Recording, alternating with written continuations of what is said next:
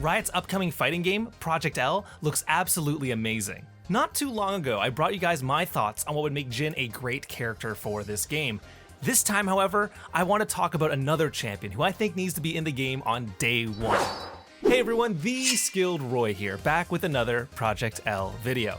So as I was browsing Twitter one day, I came across quite possibly some of the best Project L fan art I've ever seen by Killian Jung. This absolutely incredible piece of artwork showcased Akali and how she might look in Project L's art style. Seeing her next to Darius was honestly super surprising as it almost fit too perfectly. But it got me thinking, how would Akali work in Project L? She's one of the most popular champions and her high-speed combo-like gameplay already lends itself quite well to a fighting game, but let's dive into the details. Now when it comes to ninjas in fighting games, there's basically an infinite amount to choose from. This roster of various ninja will be the basis for my Akali moveset, but as always, it's important to take both what works for the genre as well as what people expect of Akali herself. When I personally think about Akali, I think of a fast-paced combo champion with great mobility and a way to chip at opponents before going all in on an execution. These are the various goals that I'm going to be looking at when it comes to thinking up her moveset. So firstly, let's talk about her moveset in League of Legends, starting off with her Q 5-point strike.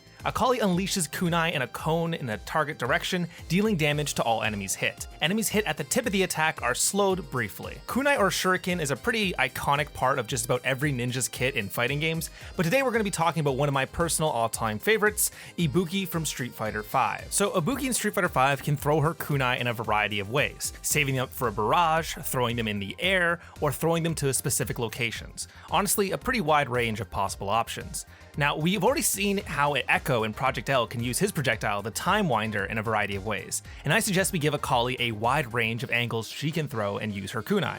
Our goal with this is to make it a solid harassment tool to eventually open up the opponent to Akali's more dangerous combo game. One thing I definitely want to take from Ibuki, however, is the ability to spend resources to cause the kunai to explode.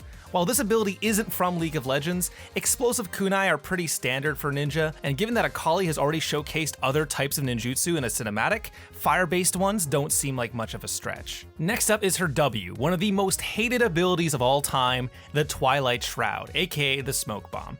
Akali gains movement speed and detonates a smoke bomb, creating a circular shroud that expands over the next 5 seconds into a ring.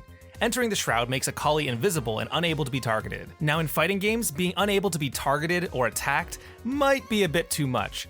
So instead, let's look at how smoke bombs are handled in general. Invisibility effects in fighting games tend to obscure the character using them. I personally haven't really loved this sort of effect, as they often unfortunately feel really gimmicky or impractical, so instead I would like to look at another smoke bomb user, who uses it not to obscure themselves, but rather to have mobility. And that is of course Kimberly from Street Fighter VI.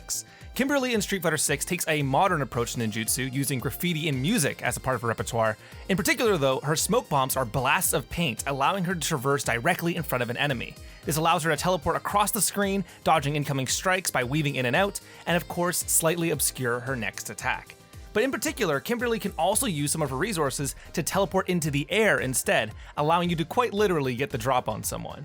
This unpredictability is huge and ties into one of our core concepts of Akali, high mobility, and all while ensuring that she's not completely untouchable like her ability in League of Legends. Next up is her E, Shuriken Flip.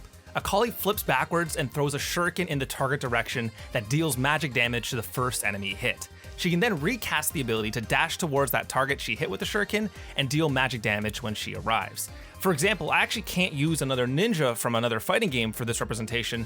Instead, I'm going to use a somewhat more obscure character, Bullet, from the BlazBlue series. Now fundamentally, Bullet is almost the exact opposite to Akali in how she approaches combat, but one move of hers is perfectly identical to the dash demonstrated by Akali. This is Bullet's drive move, which is aptly named Lock On. If an opponent is located in this circle, Bullet will dash towards them and deal a good amount of damage. She can do this in the air or on the ground with a bunch of different variant follow-ups. One follow-up hits low, requiring them to block it crouching. One hits overhead, requiring them to block it standing. This is a classic example of a 50-50 mix-up, and something that ninja characters are often known to be doing. This is yet another great way to both emphasize Akali's speed and mobility, as well as give her a strong offensive presence. She'll be able to throw the shuriken and fly back in to mix up the opponent with either a low or an overhead. Finally, we get to her ultimate, Perfect Execution. Akali dashes to an enemy champion, dealing magic damage to enemies she passes through. After hitting an enemy, she flips over them. After that, she can then recast the ultimate to dash through the same enemy once more to deal damage based on their missing health, thus the execution of the name. So in my concept, this is going to be one of her super moves. I think generally speaking, the first part of the attack, that flipping dash, that's going to be the confirmation of the super, aka what has to hit for the super cutscene to start playing. But what should that cutscene look like? The move in League of Legends is basically a singular strike, hitting as she dashes through someone, and I think I have the perfect match. Now, it's not a super, but it's actually a universal mechanic from a game called Samurai Showdown, called the Isen, or Lightning Blade. This move involves dashing through an opponent, doing a flourish with the weapon, only for the opponent to explode into a shower of blood behind them. This matches the visual description of what I was going for, and something equivalent to this could work really well, especially if given a cool, unique filter like how the Lightning Blade looks in Samurai Showdown. With that though, we are done. Those are the abilities I would love to see on Akali if she comes to Project L. Ninja characters are rather popular as well, so she'd be a great option to include. But please, let me know how I did. Would you be excited to play as this Akali? Is there any other champion you'd like to see me cover? Anyways, that's all for me today. Thank you everyone so much for watching. I will see you all next time. Peace out.